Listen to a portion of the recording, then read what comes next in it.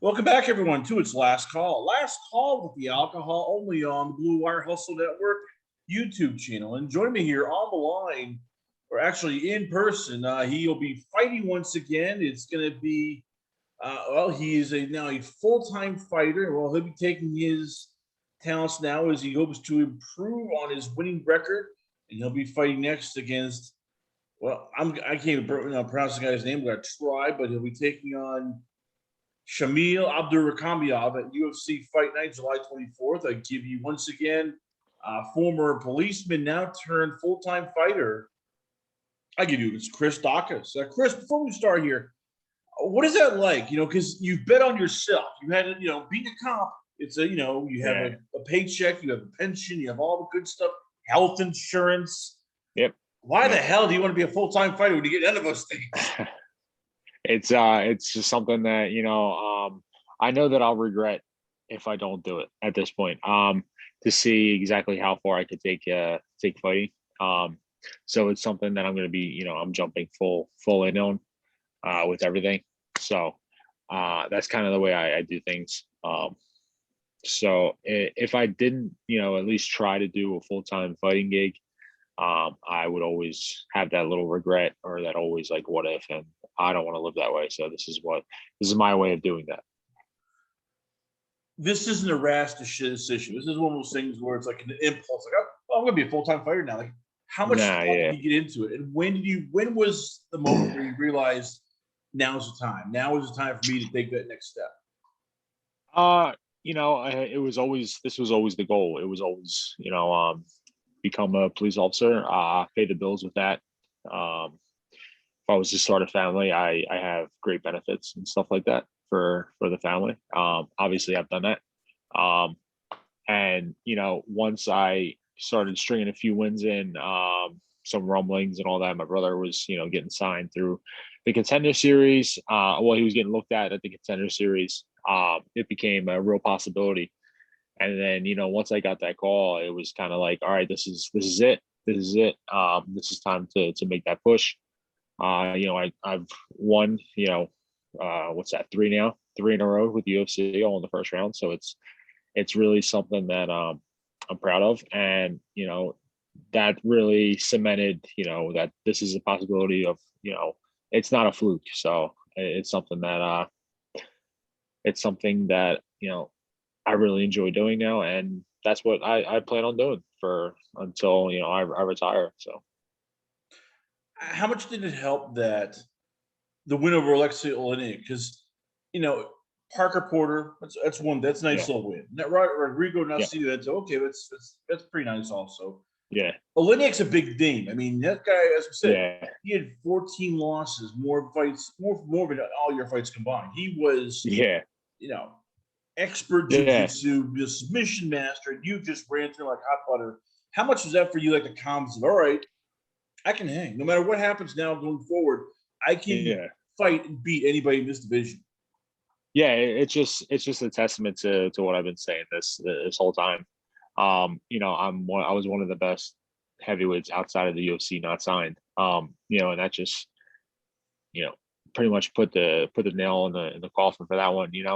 He was a number 10 in the world, unranked, and me being unranked, going in there and finish him in the first round. And he just fought this weekend too, this past weekend against another unranked guy, Spivak. And Spivak couldn't get him out. He was there the whole time, and Alexei ended up losing a decision. But that just shows you that I'm that much better than a lot of the other guys in, the UFC's heavyweight division. And I'm just going to keep trying to prove that and just keep winning, putting on super exciting fights for everyone. And I really hope that everyone enjoys watching me fight. You got your challenge ahead of you now. It's Shamil Abdurakhimov. He's not exciting. He's good. I mean, he's a good fighter, but he's really not exciting. He's a kind of guy that he likes to drag people to deep water. Yeah. Kind of, methodical. What do you see out of him? Like, what makes him such a good fighter compared to other guys in the UFC division? He's been in there with a lot of the better guys in the division. You know, it's kind of like you fight this guy, kind of like Olenek, and then you kind of get the upper echelon of the guys. You know, he his last fight, I believe it was against Curtis Blades. And look at where Curtis is now. He was headlining a card. And I think he's ranked number 4, number 3 in the heavyweight division. So, you know, he's not really a gatekeeper, but you know, you get a decisive win, an impressive win over him, and then you're kind of right at the top of the heap, and that's what I plan on doing. How tough is it with a guy like this where you, as you said, you like exciting fights. You like doing Yeah, things where it's exciting.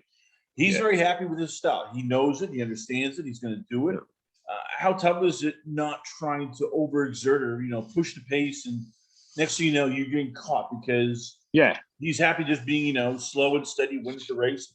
He'll try to catch you with something. that's hey, and if he wants to do that, try and catch me with something, more power to him. I'm faster than 95% of these heavyweights. I'm gonna touch him. I'm gonna touch him a lot faster and a lot more often than he's gonna touch me. So if his chin can hold up to it, good for him. We'll go the 15 minutes, but look at my past 3 opponents. I don't think that once I start touching him, I don't think that he's going to be lasting that long. Once again, if you're just listening to us or you're listening to the audio channel here, it is Chris Daukaus here on the show. We're talking all things, of course, Olenek win. We're talking his new career change. We're talking his upcoming fight here. Let's talk about your future now going forward. You're with Martinez BJJ in Philadelphia, Pennsylvania. Yep. It's your brother. Yep. It's still a small gym, so I gotta ask: Yes. how many people have been calling you, going, "Hey, would you love to work out at Extreme Couture? Hey, would you love to work out at Black Zillions or American Top Team?" And do you give it now more thought now that you're going, okay, I gotta get ready for Ngannou. I gotta get ready for Biggie Boy Rosenstruck. I gotta get ready for these top 5, top 10 guys because it's now becoming a reality. Yeah, it's definitely a reality. I haven't received any of those phone calls, which I'm really happy about. Even if I did receive those phone calls about changing camps or going out to like AKA or like any of those other gyms, I probably wouldn't do it. I've gotten to where I'm at with the people who are around me, and with the people in my corner, and I'm not gonna change that. I think that's the biggest mistake that a lot of fighters make nowadays is, they'll take a loss or two, and then all of a sudden they have to move across the country or go to a different country because they think like this is like that something's wrong with the coaching staff, or it's just some little things that they need to fix. And if if I get those calls about coming to other academies or going across the country or going to train somewhere, I'll go and train there for like a week and see how it is, and expand my martial arts horizon. But I'm not leaving. Like I'm not leaving my place anytime soon, or anytime in the future. So, but getting those top 5 guys, the top 10 guys, it's very exciting, and I know that the people who are at my place will get me more than ready for any of those people, and especially anyone in the world, especially Francis or anyone. So it doesn't matter to me. Like I said, I'm ready to go. How do you find then guys to push you? I mean, and this isn't, I'm not knocking the gym or the coaches, Yeah. but you, as I said, you go to Extreme Couture, and Nugana can pull on Tim Johnson. He can pull guys like Curtis Blades at times, and that's Yeah. quality sparring. You go to Rosenstruck and American Top Team, Junior Dos Santos, Bobby Lashley, whoever else is rolling around there in Florida. You can pull them. How tough is it for you getting guys who can literally push you so that you're ready for that, next level up? It's not hard at all. I'm telling you, we have some of the best martial artists in the area, in the whole Northeast country, right here in Philadelphia, and in the surrounding areas like Bethlehem or New Jersey or Delaware. It's we all communicate on social media, and we all, if there's a couple amateurs that I work with who would give a lot of pros, a lot of problems. That's what people don't realize. Like we have a you know a select few heavyweights that I train with, especially when I'm getting ready for games. It's that come in for sparring on certain days, and other work that we're getting in. And those guys, if they just get their shot and they just string in another couple wins, they're going to be right there at the top with me. So I have world class people that that I train with all day long, especially in like jujitsu at the place that I'm at now, Martinez, that no one's heard of. But that doesn't mean that they're not world class. That's just it's just because we're not a big name school. That's all. So I'm more than comfortable taking on quote unquote the best people in the world with quote unquote the best gyms, the best facilities, the best training partners.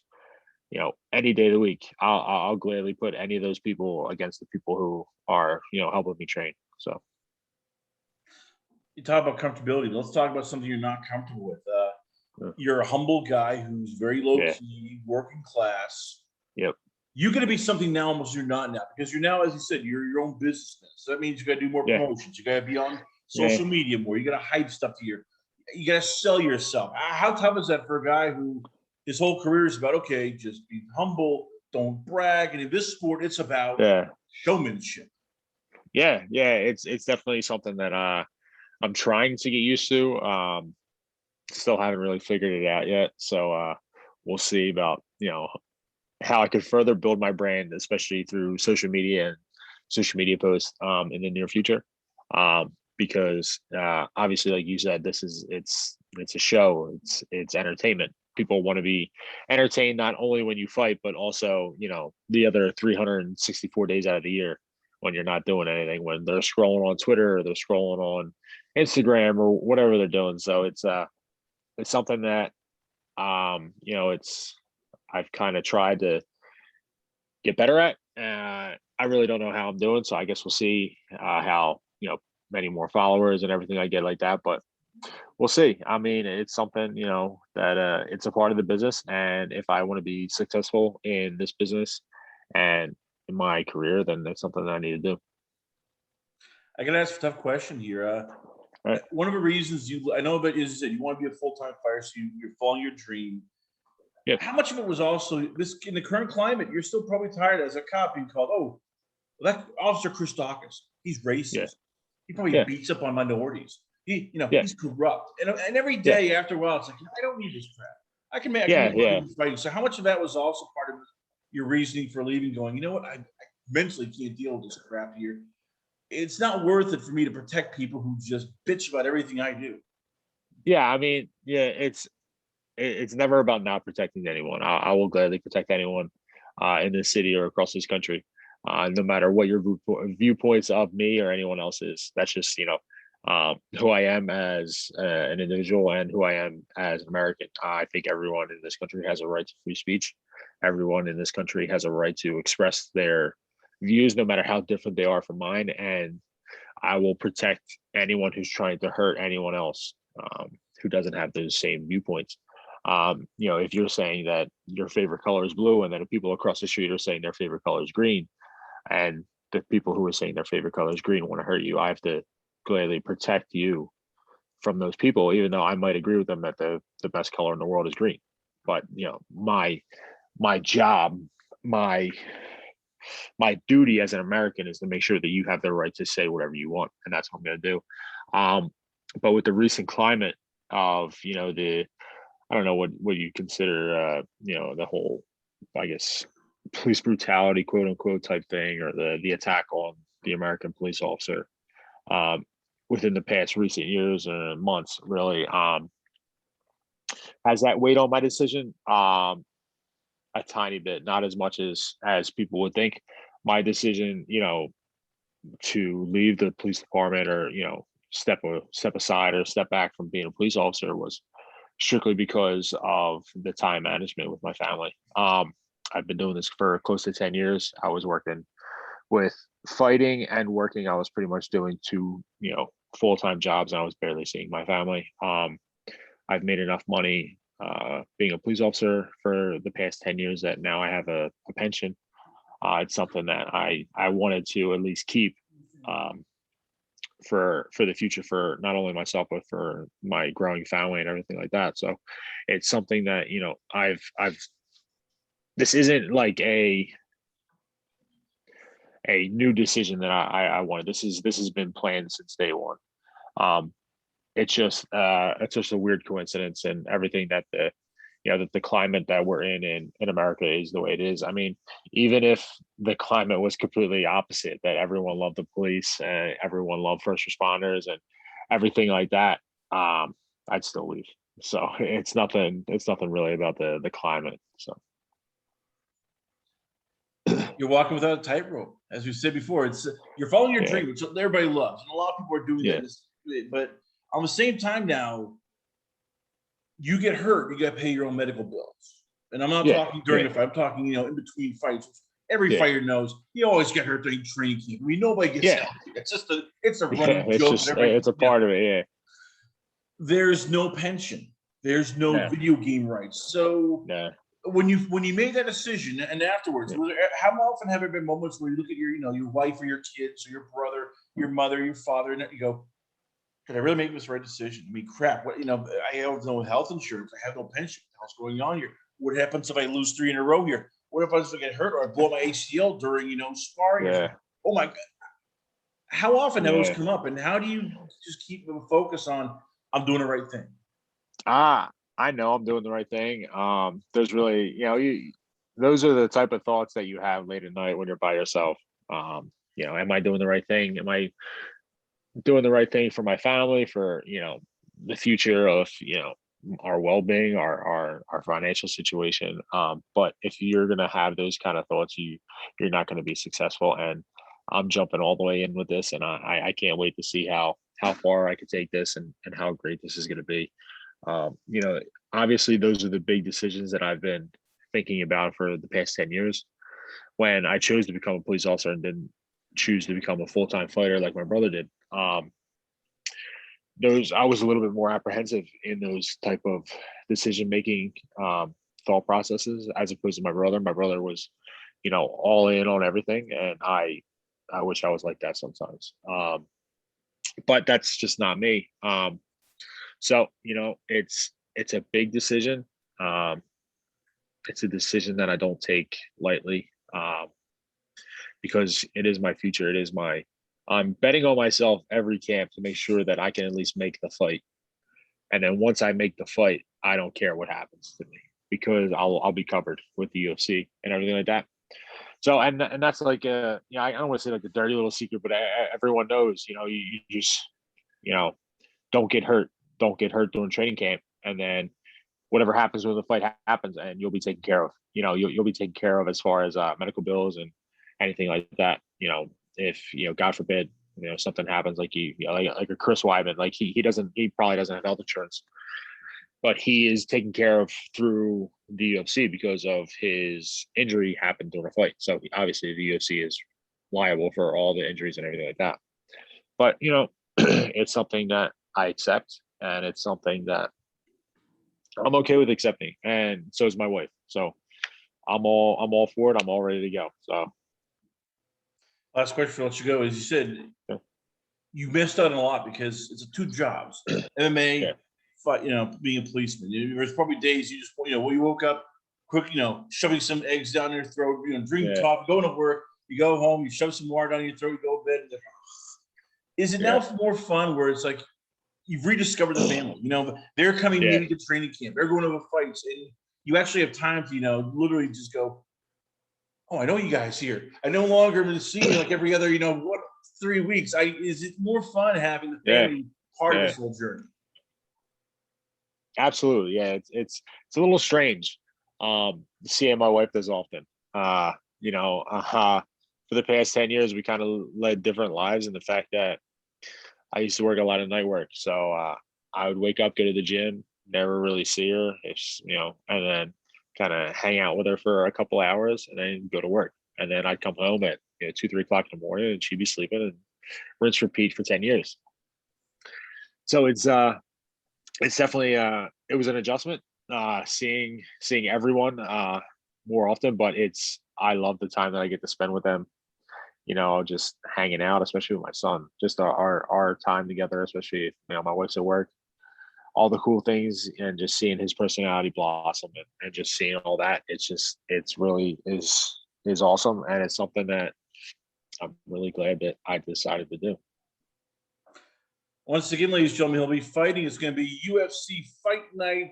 It is Sandhagen versus Dillashaw. It's going to be this man against Shamil Abdurakhimov. I give you once again, he is now a self-employed, full-time businessman. His business is knocking people out and making people, get out of their seats. I give you once again we'll call him the Philly brawler himself. I give you Chris Daukaus. Now, Chris, before I let you go, where can fans check you out at? Where is it? Twitter page, Instagram, the website? How can fans reach you? Obviously, if you want to check anything out about my stats or anything like that, UFC.com, go into the rankings and athletes and check me out. Number 10 as of now. But on Twitter and Instagram, just check me out. It should be Chris_Daukaus MMA. So DAUKAUS _ MMA. And yeah, so that's pretty much it. Those are my two biggest things is Twitter and Instagram. Give me a follow if you guys want to shoot me a message. By all means, get ahead. I'll try and get back to you as quickly as possible. But yeah, I appreciate all the follows and all the support. So thank you. Chris Daukaus, ladies and gentlemen. Once again, we're proud to have on the show. Stay tuned for more great action coming up once again, only on Last Call. Last Call with the alcohol, only on the Last Call Blue Wire Hustle YouTube channel.